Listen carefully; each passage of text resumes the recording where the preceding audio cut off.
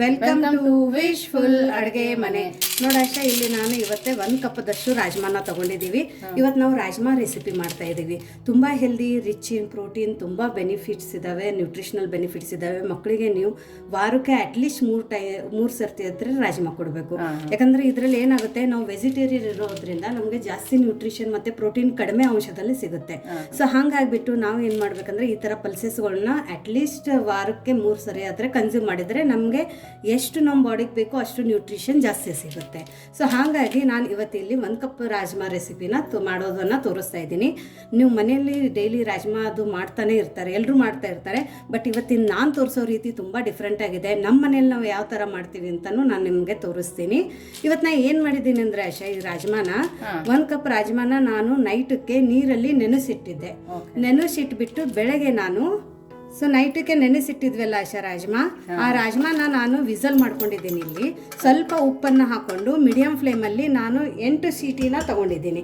ಯಾಕಂದರೆ ರಾಜ್ಮಾ ಬೇಯೋದು ಒಂದು ಸ್ವಲ್ಪ ಲೇಟ್ ಆಗುತ್ತೆ, ಯಾಕಂದರೆ ಸೋಡಾ ಗಿಡ ಹಾಕಿದ್ರೆ ಬೇಗ ಬೇಯುತ್ತೆ. ಬಟ್ ನಾವು ಇದನ್ನು ನ್ಯಾಚುರಲ್ ಆಗಿ ಮಾಡ್ತಾ ಇದ್ದೀವಿ, ಅದಕ್ಕೋಸ್ಕರ ನಾನು ಇಲ್ಲಿ 8 ವಿಸಲ್ ತೊಗೊಂಡಿದ್ದೀನಿ. ಬಟ್ ಈ ರಾಜ್ಮಾ ಇಷ್ಟೇ ಬೈದಿರೋದು ನೋಡಿ, ಇನ್ನೊಂದು ಸ್ವಲ್ಪ ವೈಟ್ ಇದೆ ಒಳಗಡೆ. ಸೊ ನೈಟಕ್ಕೆ ನೆನೆಸಿ ಬೆಳಗ್ಗೆ ನೀವು ಕಾಳನ್ನು 8 ವಿಸಲನ್ನು ಒಂದು ಅರ್ಧ ಸ್ಪೂನ್ ಉಪ್ಪನ್ನು ಹಾಕಿಬಿಟ್ಟು ಇದನ್ನು ಕುದಿಸ್ಕೋಬೇಕು, ಮೀಡಿಯಂ ಫ್ಲೇಮಲ್ಲಿ ಬೇಯಿಸ್ಕೊಬೇಕು. ಹೌದು. ಸೊ 8 ಸೀಟಿ ನಾನು ತಗೊಂಡಿದ್ದೀನಿ. ಇದನ್ನು ಈ ಥರ ಆಗಿದೆ. ಬಟ್ ಇದನ್ನು ಏನಾಗಿದೆ ಅಂದರೆ ಇದಕ್ಕೆ ಇನ್ನೊಂದು ಸ್ವಲ್ಪ ಬೇಯಬೇಕು. ಬಟ್ ಸದ್ಯಕ್ಕೆ ನಾವು ಈ ಥರನೇ ಬೇಯಿಸ್ಕೊಂಡು ಇದ್ರ ಮತ್ತೆ ಮುಂದೆ ನಮ್ಮದು ಬೇರೆ ಪ್ರೋಸೆಸ್ ಇದೆ ಮಾಡೋದು.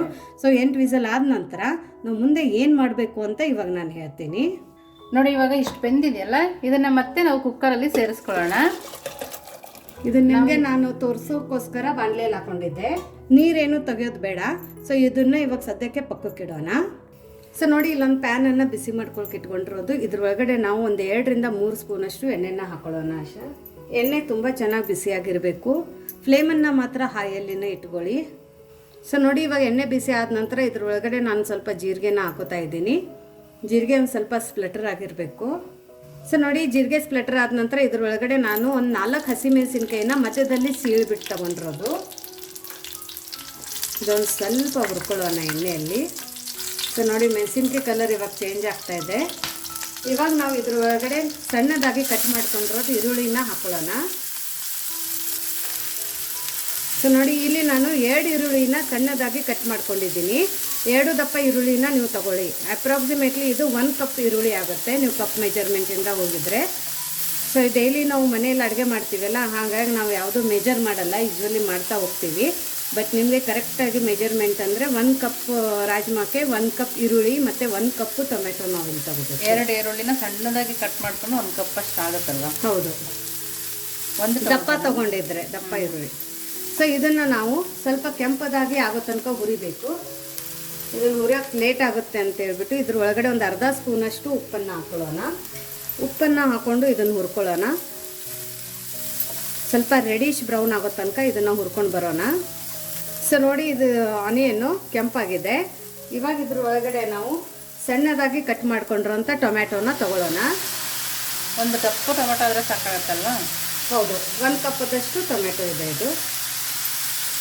ಸೊ ಇದನ್ನು ಟೊಮ್ಯಾಟೊ ಫುಲ್ ಸಾಫ್ಟ್ ಆಗೋ ತನಕ ನಾವು ಹುರ್ಕೋಬೇಕು. ಹಸಿ ವಾಸನೆ ಹೋಗಿ ಸಾಫ್ಟ್ ಆಗಬೇಕು. ಹೌದು, ಫ್ಲೇಮನ್ನು ಮಾತ್ರ ಹಾಯಲ್ಲಿನೇ ಇಟ್ಕೊಳ್ಳಿ. ಇದೆಲ್ಲ ಪ್ರೊಸೆಸ್ ನಾವು ಹೈ ಫ್ಲೇಮಲ್ಲಿನೇ ಮಾಡಬೇಕು, ಯಾಕಂದರೆ ಇದೆಲ್ಲ ಸಾಫ್ಟ್ ಆಗಬೇಕಂದ್ರೆ ಬೇಗ ಬೇಗ ಆಗಬೇಕು. ಹೌದು. ಸೊ ನೋಡಿ, ಇದನ್ನು ನಾವು ಸಾಫ್ಟಾಗಿ ಆಗೋ ತನಕ ಹುರ್ಕೊಂಡು ಬರೋಣ. ಸೊ ನೋಡಿ, ಇದು ಸಾಫ್ಟ್ ಆಗಿದೆ. ಇವಾಗ ನಾವು ಇದ್ರ ಒಳಗಡೆ ಶುಂಠಿ ಬೆಳ್ಳುಳ್ಳಿ ಪೇಸ್ಟನ್ನು ಹಾಕೊಳ್ಳೋಣ. ನಿಮ್ಮ ಹತ್ರ ಪೇಸ್ಟ್ ಇದ್ದರೆ ಪೇಸ್ಟ್ ಹಾಕೊಳ್ಳಿ. ನಾನು ಇಲ್ಲಿ ಕ್ರಷ್ ಮಾಡಿ ತೊಗೊಂಡಿದ್ದೀನಿ. ಶುಂಠಿ ಮತ್ತು ಬೆಳ್ಳುಳ್ಳಿ ಎರಡನ್ನೂ ಹಾಕೊಳ್ಳಿ, ಅವಾಗ ತುಂಬ ಚೆನ್ನಾಗಿ ಫ್ಲೇವರ್ ಬರುತ್ತೆ.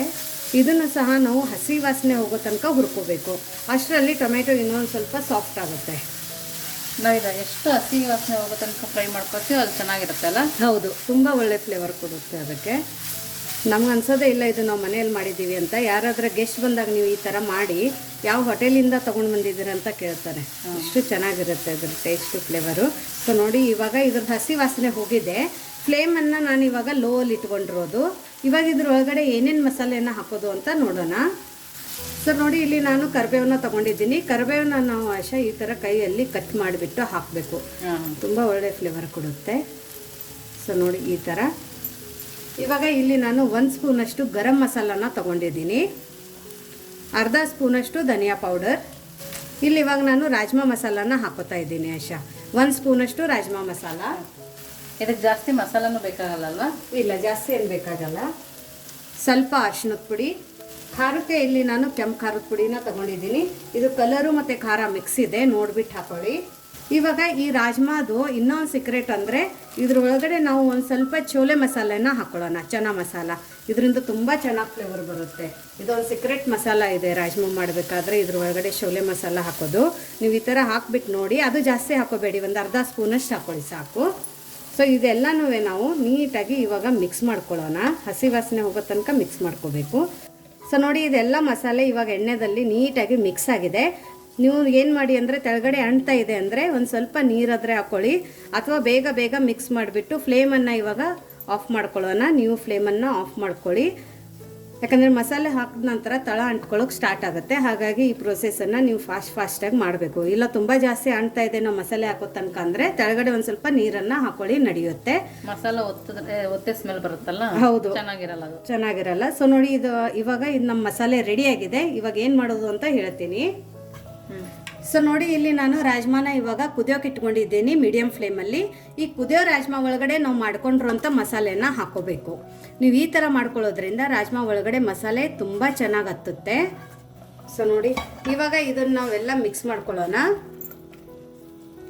ಅಕಸ್ಮಾತ್ ರಾಜ್ಮಾ ಕುದಿಬೇಕಾದ್ರೆ ನೀರಿಂದು ಶಾರ್ಟೇಜ್ ಆಗಿದ್ರೆ, ನೀರು ಸ್ವಲ್ಪ ಇದ್ರೆ ರಾಜ್ಮಾ ಒಳಗಡೆ, ನೀವು ಬಿಸಿ ನೀರನ್ನು ಮತ್ತೆ ಹಾಕೋಬಹುದು. ಮಸಾಲ ಪ್ಯಾನ್ ಒಳಗಡೆ ಹಾಕೊಂಡ್ರೆ ಎಲ್ಲ ನೀಟಾಗಿ ಬರುತ್ತಲ್ವಾ? ಹೌದು. ಸೊ ನೋಡಿ, ಇದನ್ನು ನೀಟಾಗಿ ಮಿಕ್ಸ್ ಮಾಡ್ಕೊಳ್ಳೋಣ. ನಾವು ಈರುಳ್ಳಿ ಮತ್ತು ರಾಜ್ಮಾ ಕುದಿಸ್ಬೇಕಾದ್ರೆ ಸ್ವಲ್ಪ ಉಪ್ಪು ಹಾಕ್ಕೊಂಡಿದ್ವಿ. ಇವಾಗ ಉಪ್ಪನ್ನು ಒಂದು ಸ್ವಲ್ಪ ನೋಡ್ಬಿಟ್ಟು ಹಾಕೊಳ್ಳಿ, ಟೇಸ್ಟ್ ಮಾಡಿಬಿಟ್ಟು. ಸೊ ನೋಡಿ, ನಾವೇನು ಮಸಾಲೆಯನ್ನು ಹುರ್ಕೊಂಡು ಬಂದಿದ್ವಲ್ಲ ಆಶಾ, ಆ ಮಸಾಲೆ ಪ್ಯಾನ್ ಒಳಗಡೆ ನಾನು ಒಂದು ಸ್ವಲ್ಪ ನೀರನ್ನು ಹಾಕೋತಾ ಇದ್ದೀನಿ. ಸೊ ಇದನ್ನು ಇವಾಗ ನೀಟಾಗಿ ಮಿಕ್ಸ್ ಮಾಡ್ಕೊಳ್ಳೋಣ. ಮಿಕ್ಸ್ ಮಾಡಿಕೊಂಡು ಇವಾಗ ಲಿಡ್ಡನ್ನು ಮುಚ್ಚಿಬಿಟ್ಟು ನಾವು ಇದನ್ನು 2 ವಿಸಲನ್ನು ತಗೋಬೇಕು. ಸಾಕಾಗುತ್ತೆ. ಮುಂಚೆ 8 ವಿಸಲ್ ತೆಗ್ದಿದ್ವಿ, ಅದು 80% ನಮ್ದು ಬಾಯ್ಲ್ ಆಗಿತ್ತು. ಸೊ ಇವಾಗ 2 ವಿಸಲ್ ತೆಗೆದ್ರೆ ಮಸಾಲೆ ಹಾಕ್ಬಿಟ್ಟು, ಸೊ ಕಂಪ್ಲೀಟ್ ಆಗಿ ಇದು ನೀಟಾಗಿ ಬಾಯ್ಲ್ ಆಗಿರುತ್ತೆ. ಸೊ ನಮ್ಮ ಪಲ್ಯ ರೆಡಿನೇ ಆಗುತ್ತೆ ಆಲ್ಮೋಸ್ಟು. ಸೊ ಇದು 2 ವಿಸಲ್ ಆಗೋ ತನಕ ನಾವಿಲ್ಲಿ ಮುಂದೆ ಇದ್ರ ಜೊತೆ ಏನು ತಿನ್ನಬೇಕು ಅಂತಾನು ಇವತ್ತು ನಿಮ್ಗೊಂದು ಸ್ಪೆಷಲ್ ರೆಸಿಪಿನ ನಾನು ಹೇಳ್ತೀನಿ. ಫ್ಲೇಮನ್ನು ಮೀಡಿಯಂ ಫ್ಲೇಮಲ್ಲಿ ಇಟ್ಕೊಂಡು 2 ವಿಸಲನ್ನು ತಕ್ಕೊಳ್ಳೋಣ. ವಿಸಲ್ ಆಗೋ ತನಕ ನೆಕ್ಸ್ಟ್ ರೆಸಿಪಿ ನೋಡೋಣ.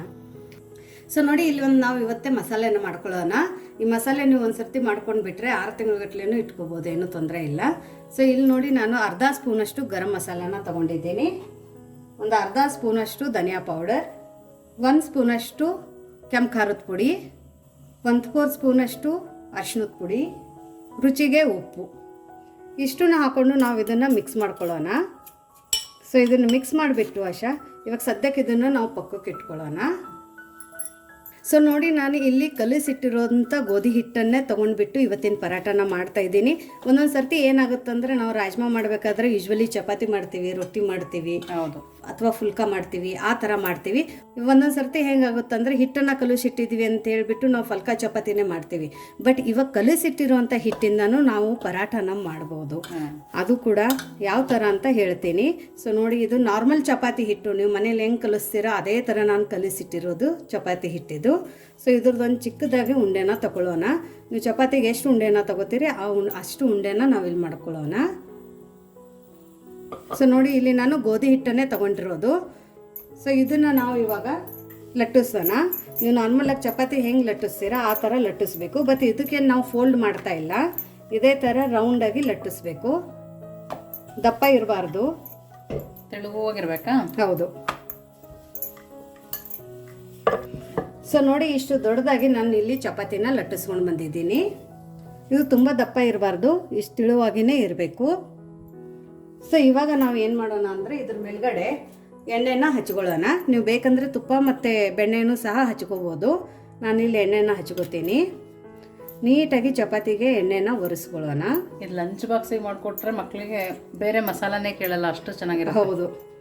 ಸೊ ಇವಾಗ ನಾವು ಇದು ಎಣ್ಣೆ ಒರೆಸ್ಕೊಂಡು ಆದ ನಂತರ ಅಷ್ಟೇ ಇದೇನು ನಾವು ಮಸಾಲೆನ ಮಾಡ್ಕೊಂಡು ಇಟ್ಕೊಂಡಿದ್ವಲ್ಲ ಈ ಮಸಾಲೆನ ಇದ್ರ ಮೇಲ್ಗಡೆನ ಉದುರಿಸ್ಬೇಕು. ಇದಕ್ಕೆ ನಮ್ಗೆ ಯಾವುದೇ ಪಲ್ಯ ಬೇಕಂತ ಏನಿಲ್ಲ, ಏನಿಲ್ಲ, ಮೊಸರು ಬೇಕಂತೇನಿಲ್ಲ, ನೀವು ಹಾಗೇನೋ ತಿನ್ಕೊ. ಈ ಮಸಾಲ ಜಾಸ್ತಿ ಮಾಡ್ಕೊಂಡು ಉಳಿದ್ರು ಬಜ್ಜಿ ಮೇಲ್ಗಡೆ ಉದುರಿಸ್ಕೊಂಡ್ ತಿಂದ್ರೆ ಚೆನ್ನಾಗಿರತ್ತಲ್ವ ಪ್ರತಿಭಾ? ತುಂಬ ಚೆನ್ನಾಗಿರುತ್ತೆ ಅವಾಗ.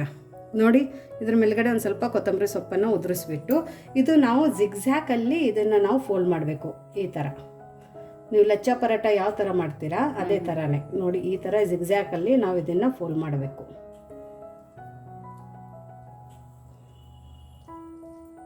ಸೊ ನೋಡಿ ನಾನು ಈ ಥರ ಇದನ್ನು ಫೋಲ್ಡ್ ಮಾಡ್ಕೊಂಡಿದ್ದೀನಿ. ಸೊ ಒಂದು ಸ್ವಲ್ಪ ಇದನ್ನು ಈ ಥರ ಇಟ್ಕೊಂಡು ಪ್ರೆಸ್ ಮಾಡ್ತಾ ಇದನ್ನು ರೌಂಡ್ ಮಾಡ್ಕೊಳ್ಳೋಣ. ರೌಂಡ್ ಮಾಡಿಕೊಂಡು ಮಧ್ಯದಲ್ಲಿ ಈ ಥರ ಒಂದು ಫಿಂಗರ್ ಇಟ್ಬಿಟ್ಟು ಇದನ್ನು ಮತ್ತೆ ನಾವು ಈ ಥರ ರೌಂಡ್ ಮಾಡಿಕೊಂಡು ಈ ಪೋರ್ಷನನ್ನು ಇಲ್ಲಿ ಮಧ್ಯದಲ್ಲಿ ಹಾಕೋಬೇಕು.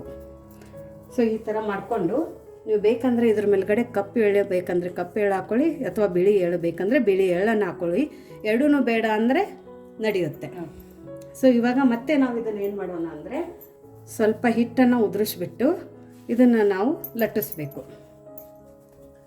ನಾರ್ಮಲಾಗಿ ಇವಾಗ ಚಪಾತಿ ಪರಾಟ ಹೆಂಗೆ ಲಟ್ಟಿಸ್ತೀರಾ ಆ ಥರ ಲಟ್ಟಿಸ್ಬೇಕು. ಬಟ್ ಇದು ಏನಂದರೆ ತುಂಬ ಥಿನ್ನಾಗಿರಬಾರ್ದು, ದಪ್ಪ ದಪ್ಪನೇ ಇರಬೇಕು. ಇದು ದಪ್ಪ ಇರಬೇಕು, ಯಾಕೆಂದ್ರೆ ಲೇಯರ್ ಬಿಚ್ಕೊಳ್ಳುತ್ತೆ ತಿನ್ನಾದ್ರೆ.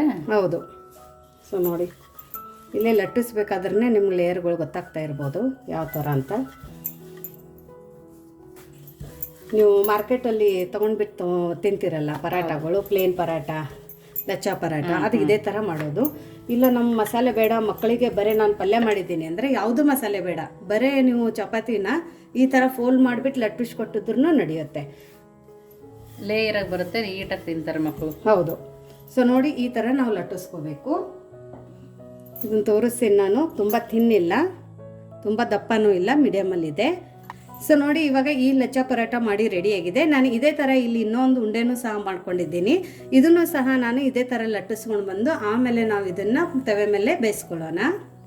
ಸೊ ನೋಡಿ ಇಲ್ಲಿ ತವೆ ಹೈ ಫ್ಲೇಮಲ್ಲಿ ಬಿಸಿಯಾಗಿರಬೇಕು. ತವೆ ಚೆನ್ನಾಗಿ ಬಿಸಿಯಾಗಿದೆ. ಇವಾಗ ನಾವು ಮಾಡ್ಕೊಂಡಿರೋಂಥ ಲಚ್ಚಾ ಪರಾಟನ ಹಾಕ್ಕೊಳ್ಳೋಣ. ಸೊ ನೋಡಿ ಕಲರ್ ಅಂತೂ ಎಷ್ಟು ಸಖತ್ತಾಗಿ ಕಾಣ್ತಾ ಇದೆ. ಇದೆಲ್ಲನೂ ನಾವು ಹೈ ಫ್ಲೇಮಲ್ಲಿನೇ ಬೇಯಿಸ್ಕೋಬೇಕು.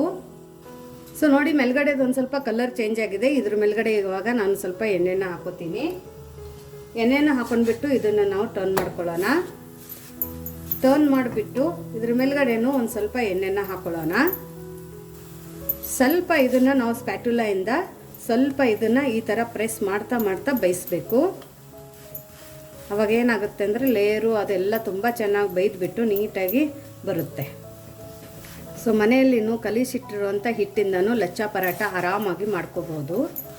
ಇವಾಗ ಇದನ್ನು ತಿರುಗಿಸ್ಕೊಳ್ಳೋಣ, ಮತ್ತು ಇದನ್ನು ಈ ಥರ ಬೇಯಿಸ್ಕೊಳ್ಳೋಣ.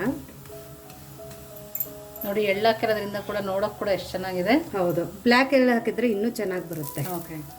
ಸೊ ಸುತ್ತ ಒಂದು ಸ್ವಲ್ಪ ಎಣ್ಣೆನ ಹಾಕೊಳ್ಳೋಣ. ಈ ರೆಸಿಪಿಗೆ ಪರಾಟಕ್ಕೆ ಒಂದು ಸ್ವಲ್ಪ ಎಣ್ಣೆ ತುಪ್ಪ ಸ್ವಲ್ಪ ಜಾಸ್ತಿನೇ ಬೇಕು, ಯಾಕಂದರೆ ಇದ್ರ ಲೇಯರ್ಸ್ ಬಿಚ್ಕೋಬೇಕು ಅಂದರೆ. ಹೌದು.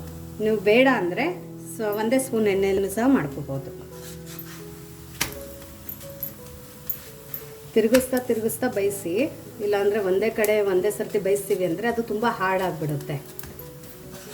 ಸೊ ನೋಡಿ ನಮ್ಮದು ಬಿಸಿ ಬಿಸಿ ಲಚ್ಚಾ ಪರಾಟ ರೆಡಿಯಾಗಿದೆ. ಇದೇ ಥರ ನಾನು ಇನ್ನೊಂದು ಲಚ್ಚಾ ಪರಾಟ ಮಾಡ್ತೀನಿ. ಆಮೇಲೆ ಇವಾಗ ನೆಕ್ಸ್ಟ್ ರಾಜ್ಮಾ ಏನಾಗಿದೆ ಅಂತ ನೋಡೋಣ. ಸೊ ನೋಡಿ ನಮ್ಮದು ಇದು ರಾಜ್ಮಾ ಆಗಿದೆ, ವಿಸಲ್ ತೆಗೆದಿದ್ದೀನಿ. ಇದನ್ನು ಇವಾಗ ಓಪನ್ ಮಾಡ್ಕೊಳ್ಳೋಣ. ನಾನು ಕೆಳಗಡೆ ವಿಸಲ್ ತೆಗೆದ ನಂತರ ನಾನು ಫ್ಲೇಮನ್ನು ಲೋಲ್ಲಿ ಇಟ್ಕೊಂಡಿದ್ದೀನಿ ಇವಾಗ.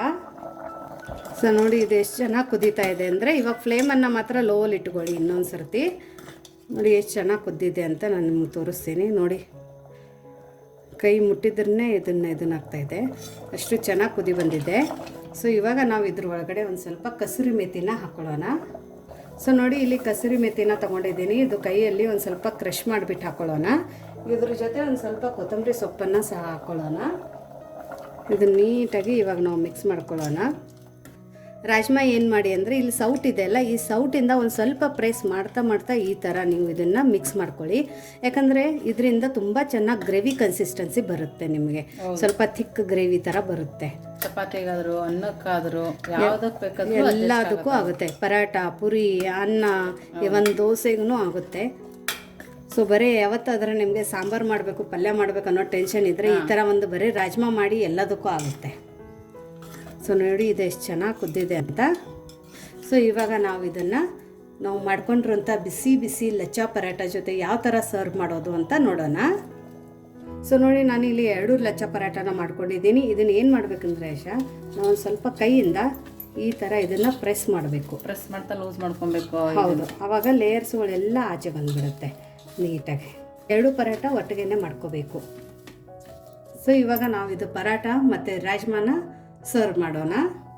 ನೋಡಿ ರಾಜ್ಮಾ ರೆಡಿ ಇದೆ. ನೋಡಿ ಇವಾಗ ಸರ್ವ್ ಮಾಡ್ಕೊಳ್ತಾ ಇದ್ದೀವಿ.